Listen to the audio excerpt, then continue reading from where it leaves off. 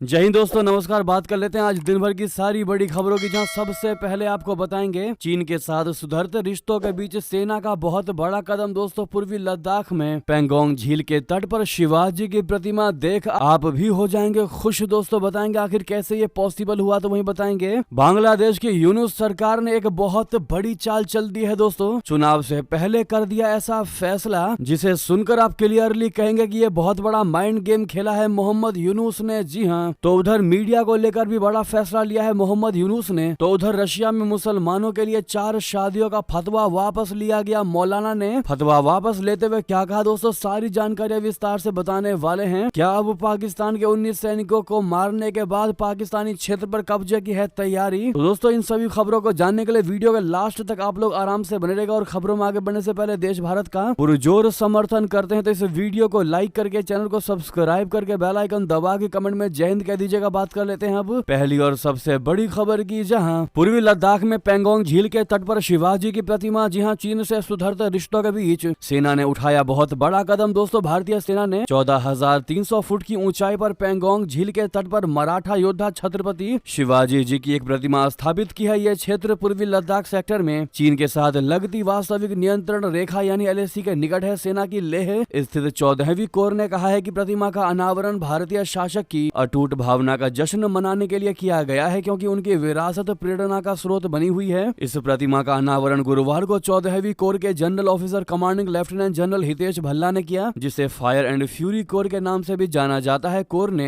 X पर बताया है कि वीरता, दूरदर्शिता और अटल न्याय की इस विशाल प्रतिमा का अनावरण लेफ्टिनेंट जनरल हितेश भल्ला ने किया। शिवाजी की प्रतिमा का अनावरण भारत और चीन की ओर से टकराव वाले 2 अंतिम जगहों डेमचोक और देपसांग पर सैनिकों की वापसी की प्रक्रिया पूरी करने के कुछ सप्ताह बाद किया गया है। जी हाँ, वाकई में दोस्तों, इन तस्वीरों को देख करके आपका भी सीना गर्व से चौड़ा हो जाएगा कि उस जगह जहां पर लगातार झड़पें बनी रहती थी, वहां पर आज शिवाजी की प्रतिमा को इनॉग्रेट किया गया है। दोस्तों, स्थापित किया गया है। वाकई में किसी बड़े प्राउड मूवमेंट से कम नहीं है ये खबर। इसलिए दोस्तों, अभी तक वीडियो को आपने लाइक नहीं किया तो जरूर लाइक कर दीजिएगा, ताकि ये खबर दुश्मन देशों तक जा सके और उनको बता सके कि भारत तुमसे डरने वाला नहीं। जी हाँ, वहीं आपको बता दे दोस्तों अगली बड़ी खबर, जहां बांग्लादेश की यूनुस सरकार ने चुनाव से पहले कर दिया बहुत बड़ा फैसला। अब नाबालिग भी दे सकेंगे वोट। जी हाँ, माइंड गेम खेला है दोस्तों मोहम्मद यूनुस ने। आपको बता दें, बांग्लादेश में अंतरिम सरकार के प्रमुख मोहम्मद यूनुस की ओर से नाबालिगों को भी वोट देने का अधिकार देने की सिफारिश की गई है। अगर इस प्रस्ताव को मान लिया जाता है तो बांग्लादेश में नाबालिग यानी 18 साल से कम उम्र के लोग भी वोट देने के लिए पात्र होंगे। हालांकि बांग्लादेश की नेशनलिस्ट पार्टी ने अंतरिम सरकार के मुख्य सलाहकार मोहम्मद यूनुस की इस सिफारिश की शनिवार को आलोचना की है कि मतदान की न्यूनतम आयु घटाकर 17 साल की जानी चाहिए। BNP ने कहा है कि इससे निर्वाचन आयोग पर दबाव पड़ेगा और चुनाव प्रक्रिया में देरी हो सकती है। द ढाका ट्रिब्यून की खबर के मुताबिक अगस्त में शेख हसीना नीत सरकार के पतन के बाद अंतिम सरकार के प्रमुख नियुक्त किए जाने वाले मोहम्मद यूनुस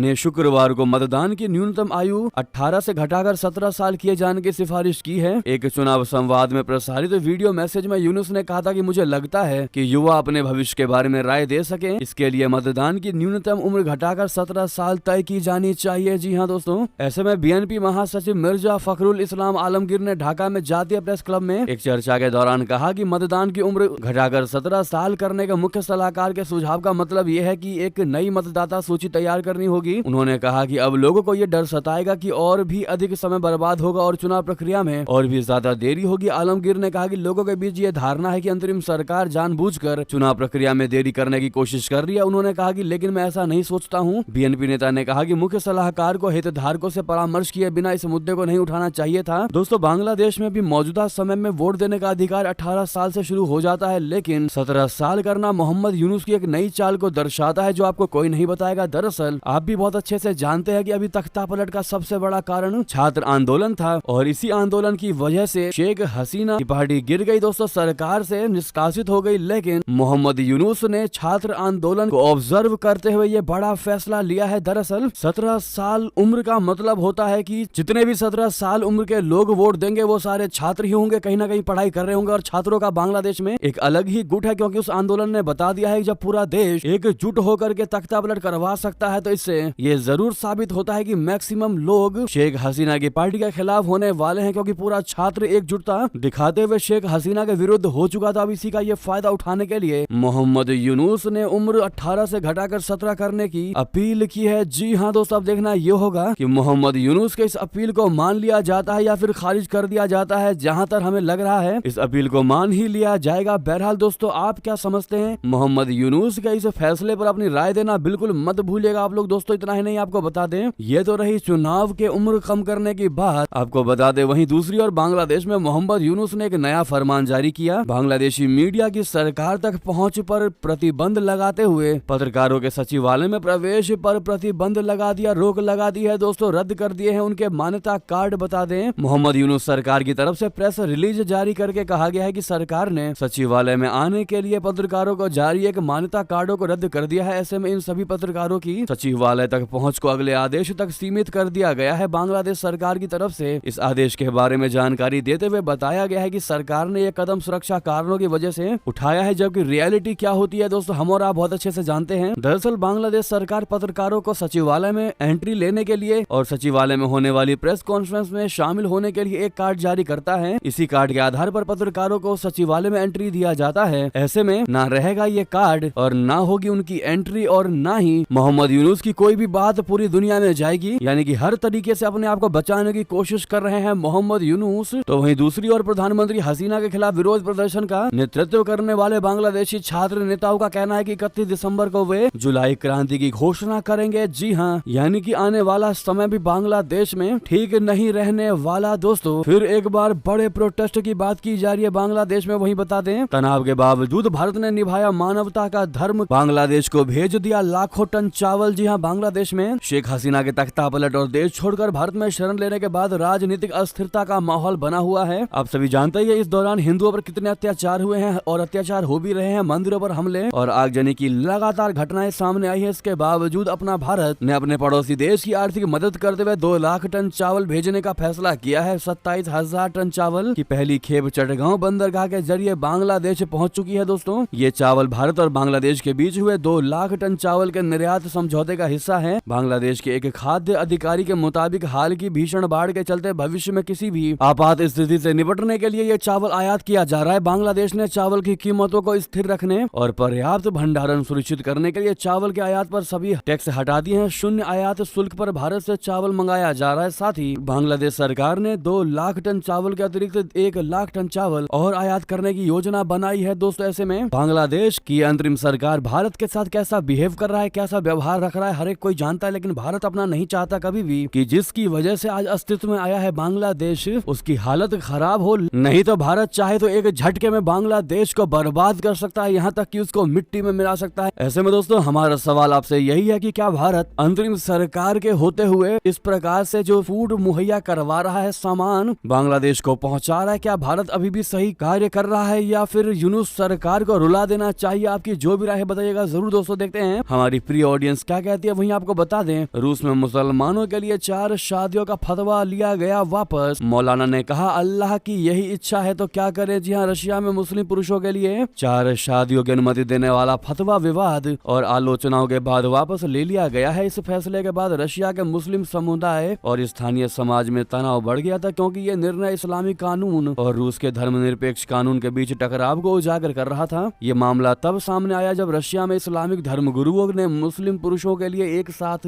4 शादियों की अनुमति देने का फतवा जारी किया था। फतवा में कहा गया था कि इस्लामिक कानून के तहत पुरुषों को 4 शादियों करने का अधिकार है, बशर्ते कि वे सभी पत्नियों के साथ समान व्यवहार करें और उनके अधिकारों का सम्मान करें। हालांकि रशिया में ये फतवा विवाद का कारण बन गया, क्योंकि यह देश के धर्मनिरपेक्ष संविधान के खिलाफ था, जो किसी भी धार्मिक समूह को एक से अधिक विवाह की अनुमति नहीं देता। रशिया के अधिकारियों और मानवाधिकार संगठनों ने इस फैसले की कड़ी आलोचना की, आरोप लगते हुए कि ये निर्णय महिलाओं के अधिकारों और समानता के खिलाफ है। समाज में बढ़ते विरोध के बाद इस्लामिक मौलवियों ने फतवे को वापस ले लिया। मौलाना ने कहा यह निर्णय हमने केवल अल्लाह की इच्छा के मुताबिक लिया था लेकिन अब हम इसे वापस ले रहे हैं, क्योंकि समाज में इस फैसले को लेकर गलतफहमी और विरोध उत्पन्न हो रहे हैं। यानी कि दोस्तों व्लादिमीर पुतिन सरकार की मजबूती ने इस मौलाना को भी फतवा जारी करने पर मजबूर कर ही दिया। इस पर आप क्या कहना चाहेंगे दोस्तों? राय देना मत भूलिएगा। वहीं बता दें पाकिस्तान के 19 सैनिकों को मारकर क्या अब पाकिस्तानी क्षेत्र पर कब्जे की है तैयारी? तालिबान के इस बयान ने बढ़ा दिया तनाव। जी हां, अफगान तालिबान ने पाकिस्तान के हवाई हमले का बदला ले लिया है। तालिबान सेना ने शुक्रवार की रात को अफगानिस्तान पाकिस्तान को विभाजित करने वाली डूरंड लाइन को पार करके बड़ा हमला बोल दिया। शनिवार को हमले के बारे में जानकारी देते हुए अफगानिस्तान के रक्षा मंत्रालय ने कहा कि अफगान तालिबान बलों ने पड़ोसी पाकिस्तान के अंदर कई चौकियों को निशाना बनाया है। काबुल शासन ने हमले को लेकर और जो कहा है वो बताता है कि तालिबान ने अब पाकिस्तानी क्षेत्र पर कब्जे की तैयारी कर रहा है, जो पाकिस्तान की टेंशन बढ़ाने वाला है। रक्षा मंत्रालय के बयान में पाकिस्तान का नाम नहीं लिया गया, बल्कि इसकी जगह काल्पनिक रेखा के पार के क्षेत्र पर हमला कहा। यहाँ ये समझना जरूरी है कि अफगानिस्तान की सरकार डूरंड लाइन को दोनों देशों के बीच विभाजक रेखा नहीं मानती और इसे काल्पनिक रेखा कहकर संबोधित कहती है। तालिबान भी पाकिस्तान के अंदर के क्षेत्र को अफगानिस्तान का ही हिस्सा मानता है। दोनों देशों के बीच सीमा रेखा को लेकर कई झड़पें हो चुकी हैं। अफगान रक्षा मंत्रालय ने कहा है कि काल्पनिक रेखा से पार कई पॉइंट को देश के दक्षिण पूर्वी दिशा से जवाबी कार्रवाई में निशाना बनाया गया। जब पूछा गया कि क्या बयान पाकिस्तान के बारे में है, तो मंत्रालय के प्रवक्ता इयानतुल्लाह ख्वारज़मी ने कहा कि हम इसे पाकिस्तान का क्षेत्र नहीं मानते, वो हमारा क्षेत्र है, हम क्षेत्र की पुष्टि नहीं कर सकते हैं, लेकिन ये काल्पनिक रेखा के दूसरी तरफ था। यानी कि दोस्तों इन तालिबानी नेताओं के बयान से तो यही लगता है कि वो पाकिस्तान के क्षेत्र पर बहुत जल्द कब्जा करने वाले हैं। दोस्तों वहीं आपको बता दें, यूनाइटेड नेशन ने डॉक्टर मनमोहन सिंह जी के निधन पर जताया दुख। भूटान में हुई प्रार्थना सभाएं, फलस्तीन ने भी किया मनमोहन जी को याद। जी हाँ, संयुक्त राष्ट्र प्रमुख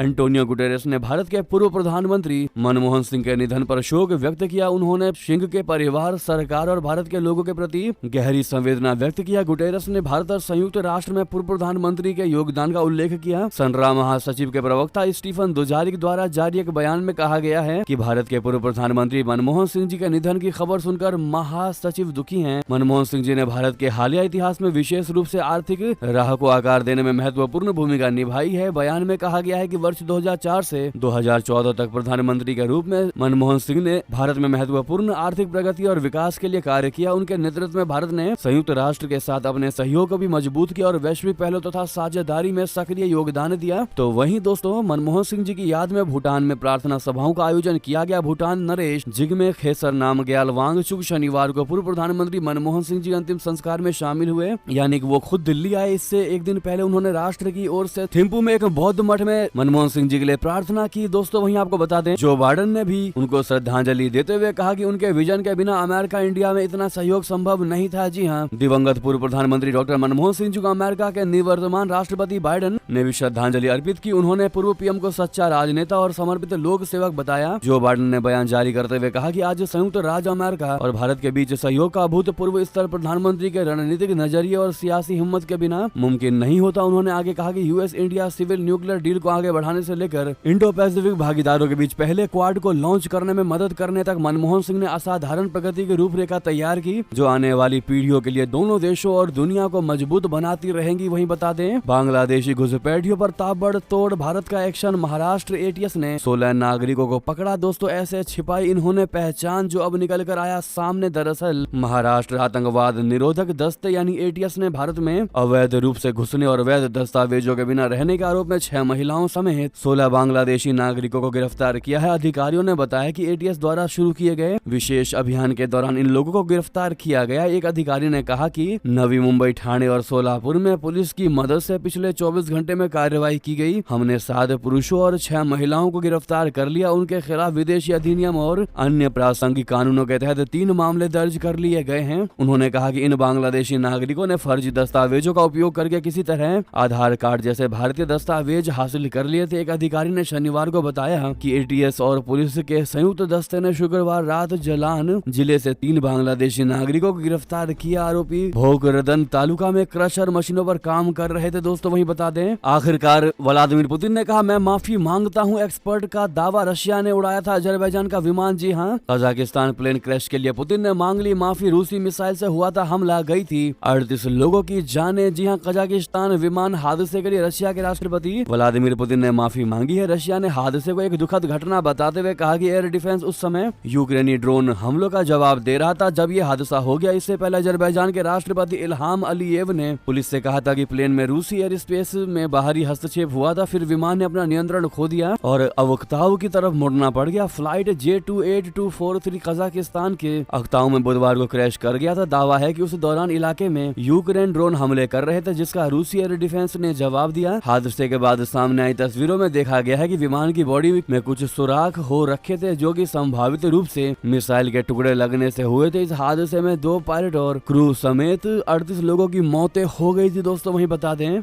प्रधानमंत्री मोदी जी से मिले youngest world chess champion D Gukesh. प्रधानमंत्री नरेंद्र मोदी जी को गुकेश ने एक बड़ा और स्पेशल गिफ्ट भी दिया। जी हाँ, भविष्यवाणी हुई सच। प्रधानमंत्री नरेंद्र मोदी ने शनिवार को डी गुकेश से मुलाकात की, जिन्होंने ऐतिहासिक उपलब्धि हासिल करते हुए वर्ल्ड चेस चैंपियनशिप जीत ली। गुकेश ने प्रधानमंत्री मोदी जी को एक स्पेशल गिफ्ट भी दिया। चेन्नई के 18 साल के गुकेश ने सिंगापुर में डिंग लेरेन को हराकर यह खिताब जीता। गुकेश भारतीय चेस इतिहास में वर्ल्ड चैंपियन बनने वाले विश्वनाथन आनंद के बाद सिर्फ दूसरे प्लेयर बने हैं। बताते चले कि D Gukesh world chess champion बनने वाले सबसे कम उम्र के खिलाड़ी भी हैं। प्रधानमंत्री नरेंद्र मोदी ने डी गुकेश के साथ मुलाकात की फोटो पोस्ट की। उन्होंने सोशल मीडिया प्लेटफॉर्म एक्स पर लिखा कि चेस चैंपियन और भारत के गौरव के साथ शानदार मुलाकात हुई। मैं पिछले कुछ सालों से उनके साथ निकटता से बातचीत कर रहा हूं और उनके बारे में जो बात मुझे सबसे ज्यादा प्रभावित करती है वो है उनका दृढ़ संकल्प और समर्पण। उनका आत्मविश्वास वाकई प्रेरणादायक है। मुझे कुछ साल पहले उनका एक वीडियो देखने की याद आती है जिसमें उन्होंने कहा था कि वो सबसे कम उम्र के विश्व चैंपियन बनेंगे, एक भविष्यवाणी जो अब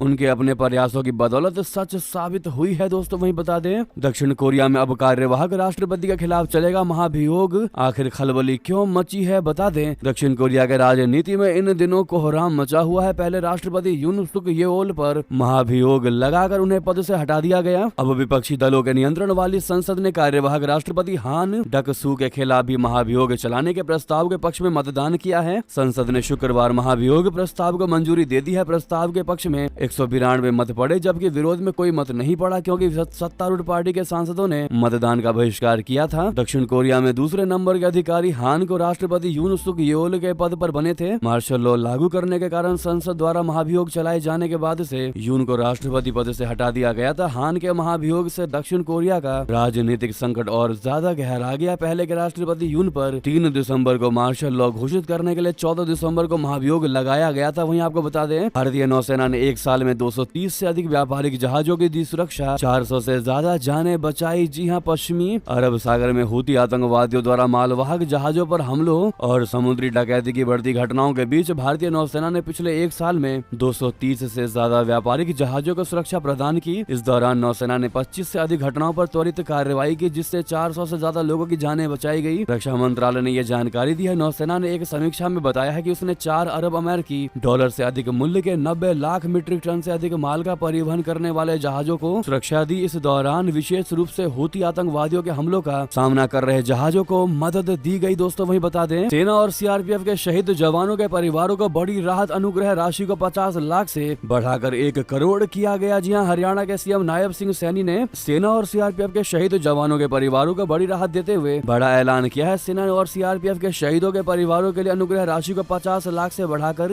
1 करोड़ करने का फैसला लिया गया है। गौरतलब है कि पहले भी कई बार शहीद जवानों के परिजनों के लिए अनुग्रह राशि को बढ़ाए जाने की मांग उठी थी। ऐसे में सरकार द्वारा अनुग्रह राशि को बढ़ाए जाने की घोषणा एक बड़ा फैसला है जिससे शहीदों के परिजनों को आर्थिक रूप से काफी राहत मिलेगी। आपको बता दें, अनुग्रह राशि वो राशि होती है जिससे सरकार किसी व्यक्ति विशेष या उसके परिवार को हुए नुकसान या हानि की भरपाई के लिए भुगतान करती है। यह भुगतान लोगों को उनकी ओर से किसी दायित्व या ऋण की अपेक्षा किए बिना दिया जाता है। इसका लाभ मृतक के परिजनों को मिलता है और वो आर्थिक रूप से अपने क्रियाकलापों को पूरा करने में सक्षम हो पाते हैं। दोस्तों वाकई में ये फैसला हरियाणा सरकार के लिए काबिले तारीफ है। वहीं आपको बता दें, सुपर पावर अमेरिका की खुल गई पोल, देश में रिकॉर्ड स्तर पर पहुंची बेघर लोगों की संख्या, क्या है कारण, बता दें। सुपर पावर माने जाने वाले अमेरिका में बेघर लोगों की संख्या इस साल यानी 2024 में रिकॉर्ड उच्च स्तर पर पहुंच चुकी है। Department of housing and urban development यानी HUD की एक रिपोर्ट से ये पता चलता है। बढ़ते आवास खर्च, मध्यम और निम्न आय वाले परिवारों की स्थिर मजदूरी और व्यवस्थित नस्लवाद जैसे कारक इस